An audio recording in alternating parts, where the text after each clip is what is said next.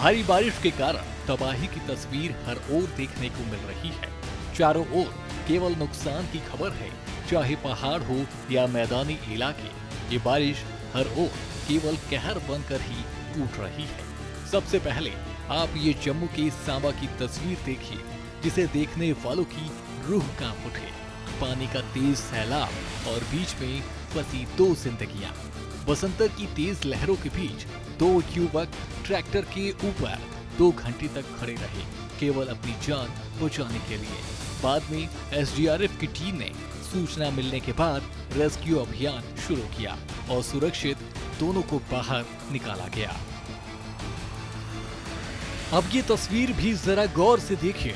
अब जहां पूंछ में भी भारी बारिश के कारण पानी का सैलाब नदियों में तेजी से बढ़ गया है, वहीं गांव के घरों में भी भारी नुकसान इससे हुआ। बारिश के कारण बेदार गांव में घर क्षतिग्रस्त हुआ है। इधर सोलन में चक्की मोड़ भोजन नगर सड़क तडोल के पास पूरी तरह से धंस गई। ऐसे लोगों को आवाजाही के लिए 30 किलोमीटर का अतिरिक्त सफर तय करना पड़ रहा है। ये सड़क सिरमौर की सीमा के साथ लगती है। इसी के साथ 12 पंचायतों के लोग परवाणु जाने के लिए भी लोग इसी सड़क का प्रयोग करते हैं।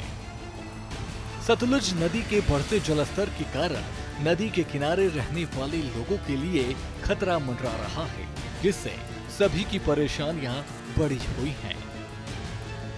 वहीं हिमाचल प्रदेश में भी मौसम विभाग की ओर से जानकारी साझा की गई है। मौसम विभाग का अपडेट आया है। प्रदेश में 26 जुलाई तक मौसम साफ रहेगा। शिमला में धूप खिल उठी। 27 जुलाई को फिर से मॉनसून सक्रिय होगा। 1 NH समेत 344 सड़कें, 169 ट्रांसफार्मर, 220 पेयजल योजनाएं बंद हैं। अब तक आपदा से 137 लोगों की मौत, 34 लोग लापता हैं। 27 लोगों की मौत लैंडस्लाइड, फ्लैश फ्लड और बाढ़ की चपेट में आने से हुई। 60 लोगों की मौत सड़क दुर्घटना से हुई। 1382 करोड़ रुपए की सरकारी और निजी संपत्तियां भी नष्ट हुई।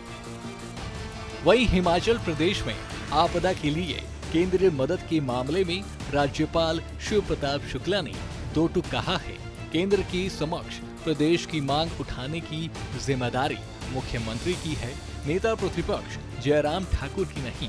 राज्यपाल ने कहा कि मुख्यमंत्री ने अपने बयान में कहा था कि जयराम ठाकुर केंद्र की भाजपा सरकार के समक्ष केंद्र से मदद की मांग करें, जिससे वे सहमत नहीं हैं। केंद्र सरकार तो नहीं लाएगी, बसाने का दायित्व भी प्रदेश सरकार को ही करना पड़ेगा। आपदा में नुकसान हुए आकलन को केंद्र सरकार देने का काम करती है। केंद्र सरकार की टीम 2 दिन से यहाँ आई हुई है, जो उसका आकलन भी कर रही है।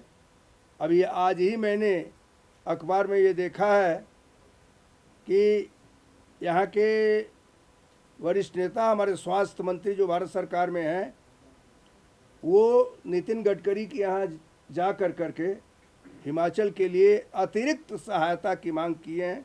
इसको समाचार पत्रों में ही मैंने आज देखा है, फोटो भी देखा है।